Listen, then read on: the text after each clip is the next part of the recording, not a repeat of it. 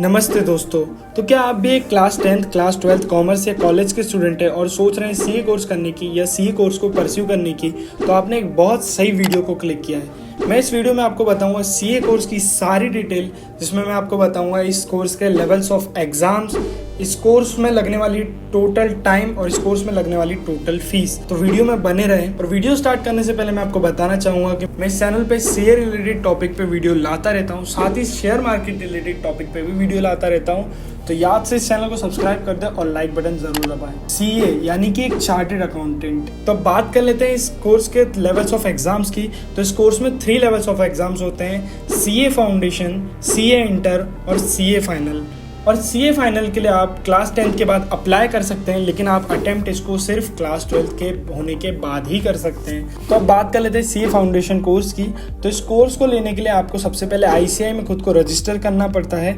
Register करने के बाद आपके पास बुक्स आती हैं और सेम प्रोसेस सारे एग्जाम्स के लिए रहती है। तो सीए फाउंडेशन में होते हैं 4 सब्जेक्ट, जो कि है business loss, business economics, accounting और क्वांटिटेटिव एप्टीट्यूड यानी कि मैथ्स।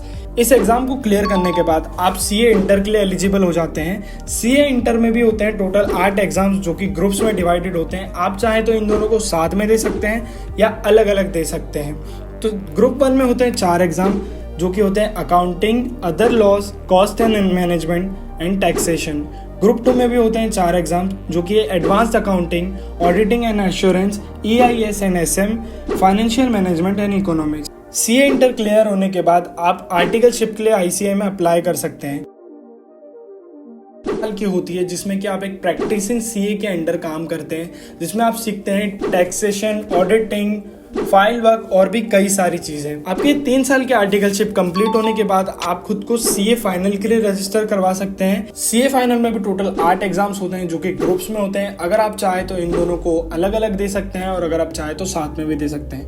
ग्रुप 1 में आते हैं 4 exams: financial reporting, strategic financial management, advance auditing and professional ethics and corporate and economic loss. Group 2 में भी आते हैं 4 एग्जाम, जो कि strategic cost management. Second exam में आपको 6 टॉपिक्स दिए जाते हैं, जिसमें से किसी एक को आप सिलेक्ट कर सकते हैं, जो कि आपके स्क्रीन के सामने है।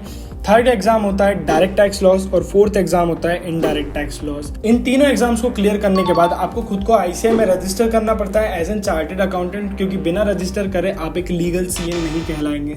और अब बात कर लेते हैं इस कोर्स को करने की टाइमिंग की।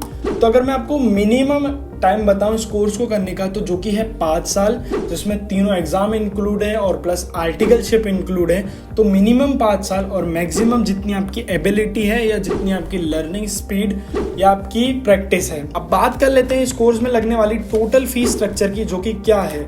और फीस स्ट्रक्चर बताने से पहले मैं आपको बता दूं कि ये fees structure as per 2024 ICAI rule के अकॉर्डिंग है। तो जब आप इस कोर्स को परस्यू कर रहे हो सकता है उस टाइम फीस थोड़ी सी आगे हो या थोड़ी सी पीछे हो, जिसको आप आईसीएआई के ओरिजिनल वेबसाइट पे भी चेक कर सकते हैं। तो अगर हम बात करें सीए फाउंडेशन की, तो सीए फाउंडेशन की रजिस्ट्रेशन फीस है 9400 रुपीज़ प्लस 1500 एग्जाम फीस, तो ये टोटल हो जाता है 11500 रुपीज़।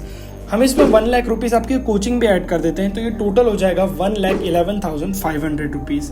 अब बात करते हैं सीए इंटर की, जिसका रजिस्ट्रेशन होता है 20,000 का और एग्जाम फीस होता है 2700, तो इसका टोटल हो जाता है 22,700। हम इसमें भी आपकी कोचिंग फीस ऐड कर देते हैं 1 लाख रुपीज़, तो ये टोटल हो जाता है 1,22,700 रुपीज़। बात करते हैं सीए फाइनल की, जिसका रजिस्ट्रेशन फीस होती है 22,000 प्लस 3,300 एग्जामिनेशन फीस, तो ये टोटल हो जाता है 25,300। इसमें भी हम आपकी 1 lakh rupees coaching fees add कर देते हैं, तो ये हो जाएगा 1,25,300 रुपीज़।